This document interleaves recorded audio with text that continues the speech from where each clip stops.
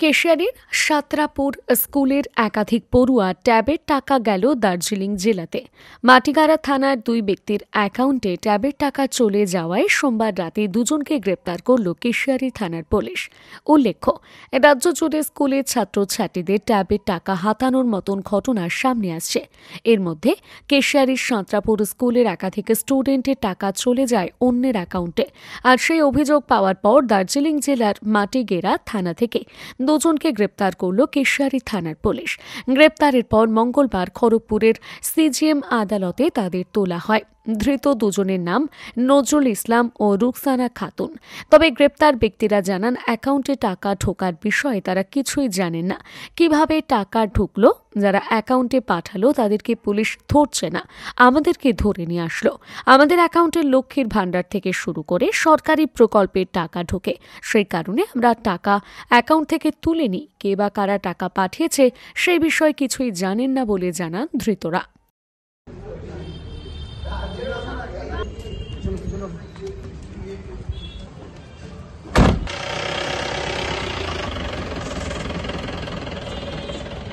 স্কুলের বেশ কিছু ছাত্রছাত্রীর ট্যাবের টাকা উঠাও অ্যাকাউন্ট থেকে, যেটা আমরা জানতে পারছি। সে কি বলবেন, ঘটনাটা কি?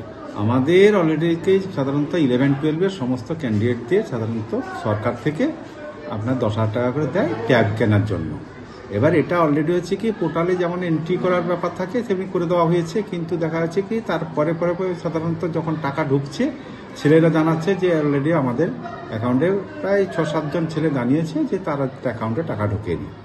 তখন অলরেডি স্কুল খুললো 5 তারিখের পরে আমরা অলরেডি সমস্ত ছেলেদের নোটিফিকেশন কার ঢোকেনি, তখন 7 জন ছেলে জানিয়েছিল যে অলরেডি হচ্ছে কি 10 জন ক্যান্ডিডেট জানিয়েছিল। 10 জনের মধ্যে 3টে ক্যান্ডিডেটের অ্যাকাউন্টে তারা একটু ডিস্টার্ব ছিল, তারা মানে অফিস থেকে টাকা ঢোকাতে পারেনি, সেটা দিয়ে দিয়েছে তাদের। বাকি 7টি ক্যান্ডিডেট ছিল SBI অ্যাকাউন্ট ছিল, তারা অলরেডি অফিস থেকে বলছে টাকা দিয়ে দিয়েছে, ছেলেরা বলছে টাকা দেয়নি। তো এই নিয়ে আমরা ব্যাংকে খোঁজ করছিলাম SBI কোনো রেসপন্স করলো না, আমাদের মানে সহযোগিতাই করলো না। তখন আমরা থানাতে জানালাম, থানা থেকে গিয়ে আমরা অফিসে আমাদের ডিআই অফিসে জানালাম, ডিআই অফিস থেকে বললো সাইবার ক্রাইম ব্রাঞ্চে, সেখানে আমরা জানালাম। সেখান থেকে অফিস থেকে এবার হচ্ছে কি ব্যাংকগুলোকে যে কেশিয়ারি ব্রাঞ্চে এবং পাঁচেট ব্রাঞ্চ তাদেরকে মেল করে দেয় এবং হচ্ছে কি আমাদের চিঠি করে পরবর্তী ধাপে অলরেডি কি তারা আবার আমাদের জানায় যে কেশিয়ারি থানাতে এফআইআর করতে। এফআইআর আমরা করলাম, এফআইআর করে পুলিশ তা তদন্ত করছে। 7 জন আপনি সাঁতরাপুর প্রধান শিক্ষকই করবেন। কি কারণে? ওগুলো বলতে পারবো না, কি বলবো। কি কারণে তুলেছে আপনি বলতে পারবেন না? কি কারণে অ্যাকাউন্টে টাকা ঢুকছে 10,000, এটার জন্য। আপনার অ্যাকাউন্টে 10,000 ঢুকেছে, কি করে ঢুকলো বা কি জানেন কিছু? না, আমরা জানি না।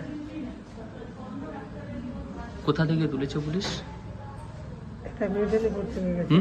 মেদিনীপুর থেকে গেছে। হ্যাঁ, আপনার বাড়ি কোথায়? আমার বাড়ি নীলর কলোনি, মাটিগাড়া। মাটিগাড়া। হ্যাঁ, ওইখান থেকে তুলেছে। হ্যাঁ। কি নাম আপনার? রুকসানা খাতুন। রুকসানা খাতুন। কালকেই তুলেছে না? না, পরশুদিন গেছিল আমাদের। আচ্ছা, আপনারা জানতেন যে টাকা ঢুকেছে বলে? না, জানতাম না, কিন্তু টাকা তো অনেক রকমের ঢুকে আমাদের। এই যে লক্ষ্মী ভাণ্ডার ঢুকে, তারপরে আমরা 100 দিনের কাজের টাকা পাই। 100 দিনের কাজের টাকা তো অনেক দিনই বন্ধ হয়ে গেছে। তাও আমরা জমা করছি। আচ্ছা। আর বাথরুমের জমা করছি, আমরা ভাবছি ওটাই টাকা ঢুকছে, আমরা তুলে নিছি। এই তুলে নেওয়াটাই আমাদের অপরাধ। আপনারা স্থানীয় পুলিশকে জানিয়েছিলেন যে এরকম? না, জানিনি। কোন থানা আপনাদের? মাটিগাড়া থানা। হ্যাঁ। শোনা যাচ্ছে যে আপনার অ্যাকাউন্টে ওই যে ছাত্রদের যে ট্যাবের টাকা, ওই টাকা আপনাদের অ্যাকাউন্টে ঢুকেছে। কি করে ঢুকলো? কি করে ঢুকলো আমি বলতে পারবো না। আপনারা কি টাকা তুলে নিয়েছেন? হ্যাঁ। শুধু কি এই টাকা নাকি আরো বিভিন্ন ভাবে টাকা ঢুকেছে? না, টাকা ঢুকে না। এর আগেও কি কোনো ছাত্রের টাকা নিয়েছো? না, নেওয়া হয়নি, শুধু এইটা। কিভাবে ঢুকলো? কিভাবে ঢুকলো আমরা জানি না। আমরা জানলে তো বলে দিতাম। আমরা এইভাবে ওইটাই বলতেছি, যে টাকাটা যেখান থেকে পাঠাইছে আগে ওকে ধরো। ও কেন এরকম করে মানুষের অ্যাকাউন্টে টাকা পাঠায় দেয়? যেখানে মেন টাকাটা পাঠায় সেখান থেকে তদন্ত করো। আমাদের গরিব মানুষের অ্যাকাউন্টে টাকা পাঠায় দিয়ে এগুলো ফান্ডে ফালাই দিচ্ছে আমাদেরকে। কোথায় মাটিগাড়া, কোথায় বিধানপুর, সেখানে আমাদেরকে নিয়ে আসছে। আমরা গরিব মানুষ, খাইতে খাওয়া মানুষ, আমরা এগুলো বেঁচে ফালাই দিচ্ছে আমাদেরকে। কি করেন আপনারা? আমরা কাজ করি। কাজ করে? হ্যাঁ। কি নাম বাবু আপনার? নজরুল ইসলাম। হ্যাঁ, নজরুল ইসলাম। বাড়ি? Nilan colony, নিরল colony, Matigara. মাটিগাড়া। কে হন আপনার? হ্যাঁ, সম্পর্কে কে হন? আমাদের বাড়ি পাশে। একই গ্রামে দুজনের অ্যাকাউন্টে টাকা কি করে? 5 জনে ঢুকছে। আপনাদের 5 জনের ঢুকেছে? হ্যাঁ, ওরা তুলেনি। আচ্ছা, ওরা তুলেনি। কাদের কাদের ঢুকেছে জানেন? আমার মেয়ের ঢুকেছে, আচ্ছা, ওর বউ ঢুকেছে, আর একটা মহিলা ঢুকেছে। তাহলে এই যে একই পরিবারের যারা আপনারা আছেন, হ্যাঁ। একই পরিবারে কি করে ঢুকলো? ওইটাই তো, আমার মেয়ের তো এখন আমি পাসবুকে পাইনি, ওর অ্যাকাউন্টে কি করে ঢুকলো? ওর তো পাসবুকটা হাতেই পাইনি, তাহলে ওর অ্যাকাউন্টে কি করে ঢুকলো? এখানে স্যার লিস্ট নিয়ে গেছে, তারপরে জানি আমরা অ্যাকাউন্টে টাকা ঢুকছে মেয়ে। এই যে ট্যাবের টাকানো ঢোকানোর দিক থেকে আপনাদের পরিবারের পরিচিতি কেউ কি না না রয়েছে? না, কেউ ছিল না, আমাদের পরিবারে কেউ পরিচিত নাই। কিন্তু এটা যারা এই কাজ করেন? না না, আমাদের মধ্যে কেউ ট্যাপের কাজ করা নাই, মানুষ ওরকম উপযুক্তই নেই, লেখাপড়াই নাই। আপনার এলাকায় সুপরিচিত ও সুসজ্জিত শিশু শিক্ষা প্রতিষ্ঠান প্রভাবতী দেবী সারদা শিশু মন্দিরে নতুন শিক্ষাবর্ষে ভর্তি শুরু হয়েছে।